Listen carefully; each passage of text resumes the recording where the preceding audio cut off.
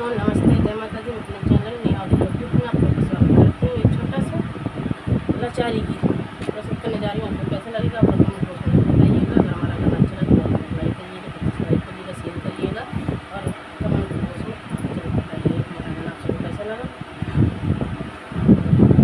मोरवा बोलिया बोलाई अब का करी, मोरवा बोलिया बोलाई अब का करी, मोरवा बोलिया बोलाई अब का करी।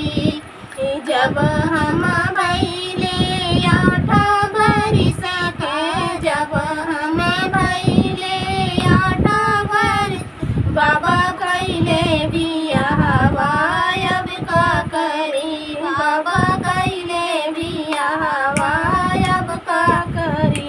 मोरवा बोलिया बोलाई अब का करी, मोरवा बोलिया बोलाई अब का करी।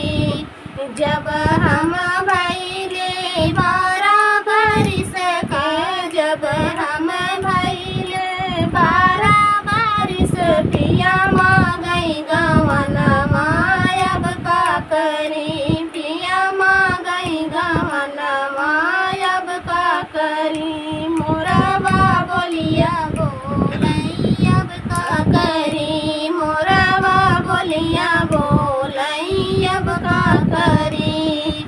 जब हम भैले 16 बरिस के, जब हम भैले 16 बरिस, पिया लाए सवतिया अब का करी, पिया लाए सवतिया अब का करी। मोरवा बोलिया बोलाई अब का करी, मोरवा बोलिया बोलाई अब का करी।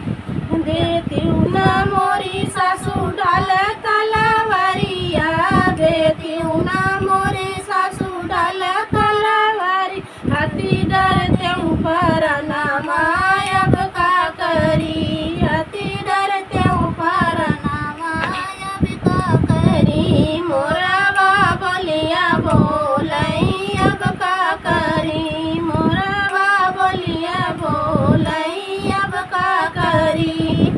काहे मोरी बहुआरी हाथ भी ऊपर नामा, काहे मोरी बहुआरी हाथ भी ऊपर न, चली जाती नहीं हरवा अब का करी, चली जाती नहीं हरवा अब का करी। मोरवा बोलिया बोलाई अब का करी, मोरवा बोलिया बोलाई अब का करी। काहे का सासू मोरी जाई नहीं हरवा, काहे का मोरी सासू जाई नहीं, भाऊजी बोलिया बोलाई